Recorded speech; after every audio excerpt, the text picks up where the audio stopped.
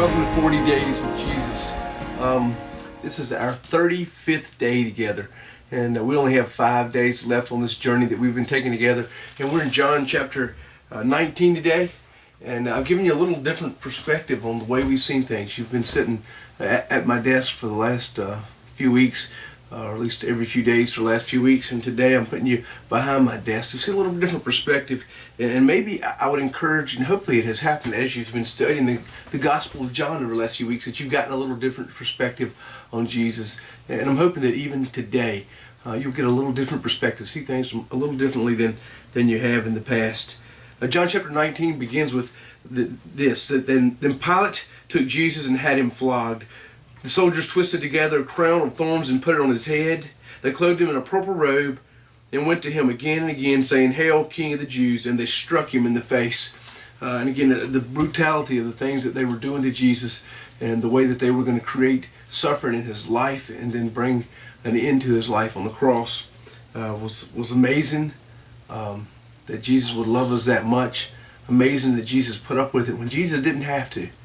Again, that's part of the love that he had for us, to go through this suffering. I do want to encourage you to spend lots of time in this John chapter 19 over the next couple of days as we spend time going through this. You may hear some of this on Sunday morning if you haven't already been to the worship experience. Or if you were, then you'll recognize some of these scriptures. So I'm not going to take deep time to go through them in detail, but I do want you to take time to go through them in detail. Pilate had some discussion in here with the Jews, and he tried to have a discussion with Jesus, and Jesus gave him an answer, a powerful answer again, as Jesus often did. But in verse 16 of the chapter, it says that finally Pilate handed him over to them to be crucified. And it appears that Pilate maybe didn't really want to kill Jesus, didn't want to be responsible for seeing Jesus die. But the Jews persisted, and Pilate gave in. It says that, so the soldiers took charge of Jesus, and carrying his own cross, he went out to a place, or to the place of the skull, which is called Golgotha. And here they crucified him, and there were two others, one on each side, and Jesus in the middle.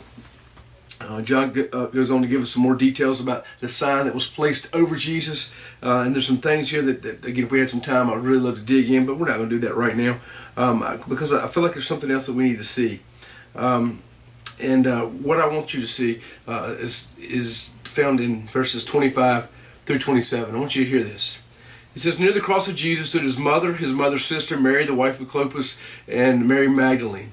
When Jesus saw his mother there and the disciple whom he loved standing nearby, he said to his mother, 'Dear woman, here is your son,' and to the disciple, 'Here is your mother.' From that time on, the disciple took her into his home." And again, we know, as we talked over the last few days, that this disciple that was often mentioned but never mentioned by name was probably John. We assume that this was John here. And I want you to know that Jesus was up on the cross.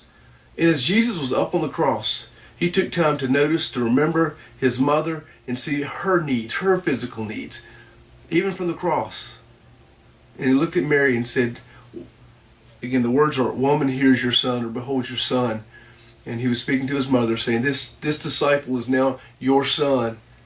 And then he looked to that disciple and he says, "Here is your mother." And the amazing thing is that again, John recorded, so John knew what happened, and we assume this is John. It says, from that time on, this disciple took her into his home. John adopted Mary as his mother, took her home with him to take care of her, to be there for her, as Jesus might have done as the oldest son. And then John's doing that. And I just want to ask you a simple question. I have no idea what this might mean to you, but I felt like this is something God wanted me to ask. If you were looking up to the cross where Jesus was that day, and maybe I want to encourage you to go to that place in your mind and your heart, and if you were there looking up to Jesus on the cross, what would Jesus say to you? And maybe it would have nothing to do with what happened here, or maybe it would. Maybe there's somebody in your life that Jesus will say, you need to adopt this person. Maybe not necessarily bring them home with you to spend the rest of their life, but bring them to a place where you can care for them in a new way. Maybe it's just making a phone call on a regular basis to check on somebody. Maybe it's going by to visit with somebody on a regular basis, or caring for some specific need you know of someone in your life on a regular basis. If you were to look up to the cross and say, Jesus, what do you want to say to me? What would he say? And maybe it's just his expression of his love, his care for you. I'm not sure what it is, but I want you to hear from Jesus today. Spend a moment in prayer, maybe meditation. Read John chapter 19 and ask Jesus, what would you say to me today? And again, as you look up to him on the cross, know that he has given all for you. What a beautiful thing. And how have you handled that gift? How do we handle that gift on a daily basis? That kind of love. This is Pastor Tony. It's 40 Days with Jesus, and I will see you tomorrow.